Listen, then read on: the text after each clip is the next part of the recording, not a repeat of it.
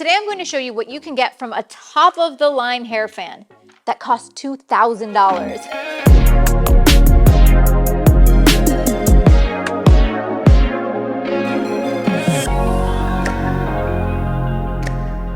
Hey everybody, Lindsay Adler here, and as a fashion and beauty photographer, one of the things I'm regularly asked to shoot is hair.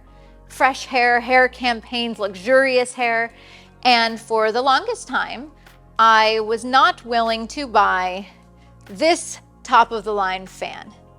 When my hairstylist told me that a hair fan existed that cost $2,000, I could not imagine why anyone would ever spend that money.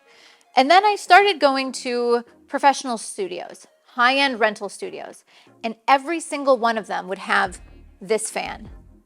And so my hairstylist started slowly but surely telling me how amazing it is, how it would completely change my hair shots. And so finally, I gave in. So today I'm going to show you how I use this tool. It's the Reel EFX Fan 2.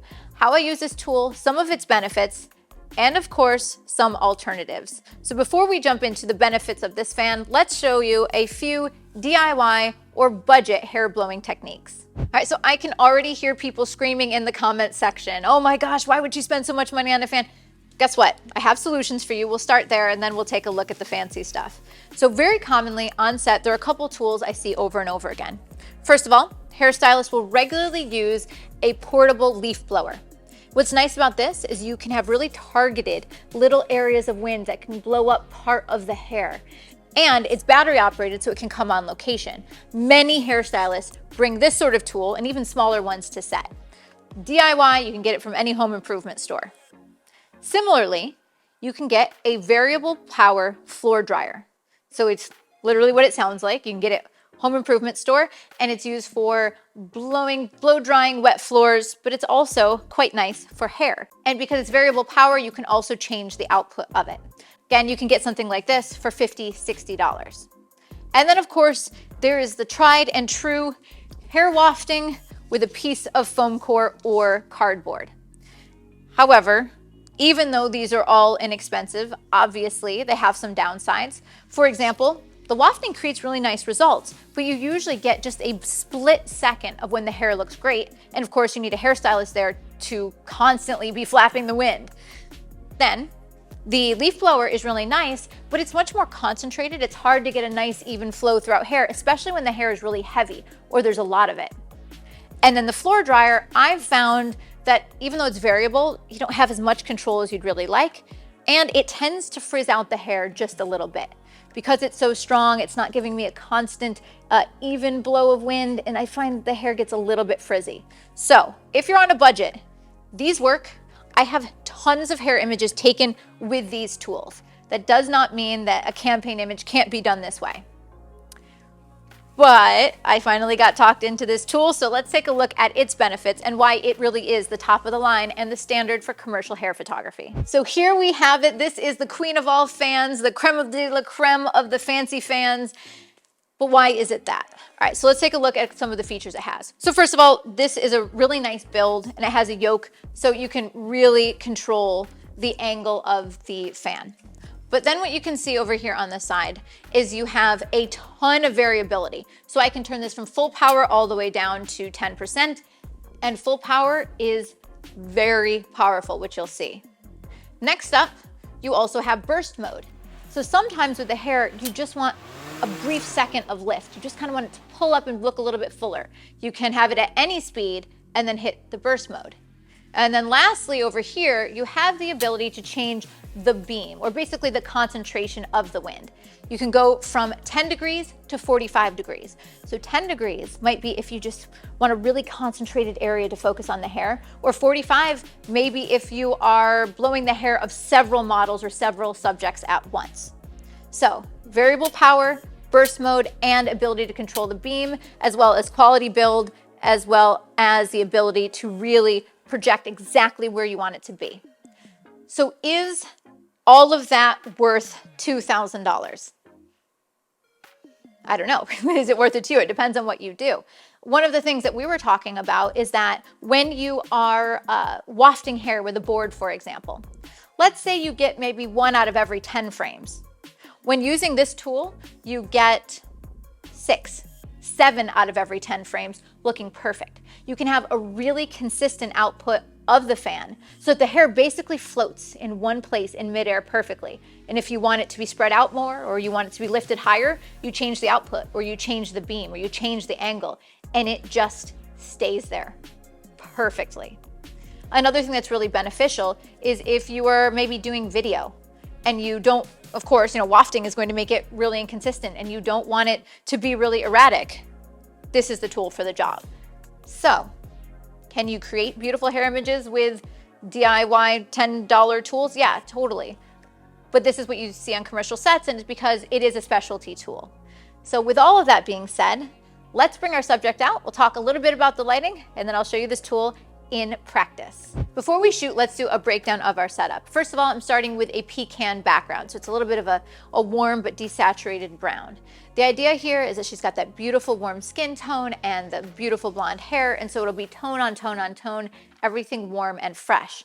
Now, keeping in mind that I'm going for fresh, I want lighting that is a little bit higher key, perhaps a little bit more upbeat. And so my solution is to go for clamshell lighting, but using soft light sources. My main light here is a ProPhoto D2. This gives me a large, broad, soft light source that just kisses her hair with beautiful highlights. And then, to give even more shine to the hair and to fill in the shadows underneath, my second light in the clamshell setup is a ProPhoto D2 with a 1x4 foot strip softbox. And so this is going to give her beautiful catch lights in her eyes, fill in the shadows, and even more shine to the hair. And so those are the two lights on my subject, but finally I have a light on the background. I have another strobe on a floor stand with no modifier at all. And what I'm using that for is we're pointing it low on the background so it creates a gradient of light. Instead of having the background just be flat lit and lacking a little bit of depth, having that gradient makes for a more interesting shot with a little bit more visual interest. Okay, so we have those key ingredients, but now, of course, we'll talk about the fan over here.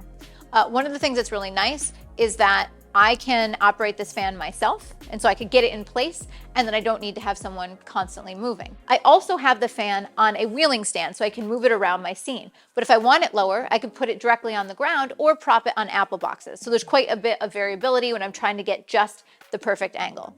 So that being said, what I'm going to do is I'm going to turn this on, get the hair coming to life a little bit, and then I'll bring out the expert.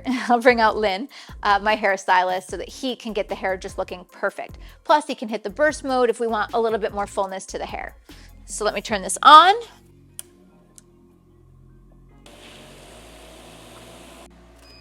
I just popped off a couple of quick frames there, and you see that in every single shot, the hair is full and it looks alive. It's absolutely gorgeous. Now, before we do our reel shoot, just a couple of thoughts. First of all, I'm shooting with a Canon R5 and the 70-200 2.8 RF lens. This lens is going to allow me to pop in close if I want shots that are a little tighter on her face, her hair just filling the frame, or if I need to back out, use a wider focal length, I can get a horizontal shot where the hair is blowing in full, but with a little bit of looser composition.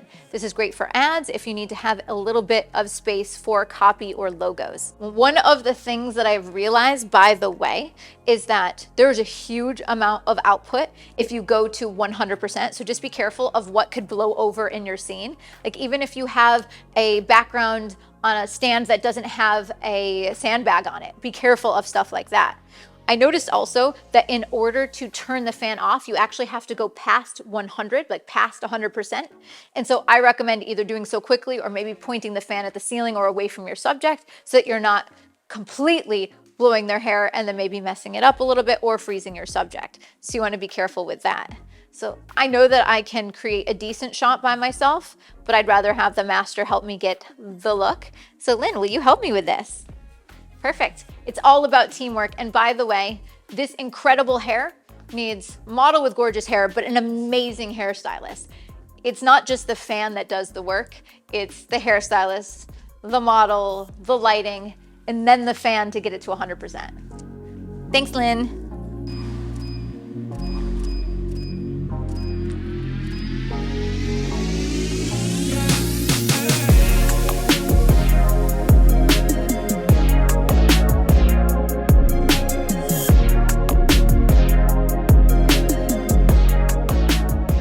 Looking at the images that we just shot, when you go through, we were getting 80, 90% of the images where the hair looks perfect. And obviously, on a commercial shoot or a hair campaign, time is money and every frame counts. And so in that instance, having something like a $2,000 hair fan might just be appropriate. Keeping that in mind, of course, you can create beautiful images of models with beautiful hair, and you don't need these expensive tools, but sometimes they might just do the trick. So how I encourage you to think of this is, I'm not saying you need to have expensive things to make great images, but as a professional, especially as you progress in your career, it's important to know the tools available to you. So if you want to see the gear that I use to make this image, be sure to check out the links in the description below and visit adorama.com. And of course, if you've enjoyed this tutorial and you want to see more of my behind the scenes and tips and tricks, be sure to like and subscribe. See you next time, guys.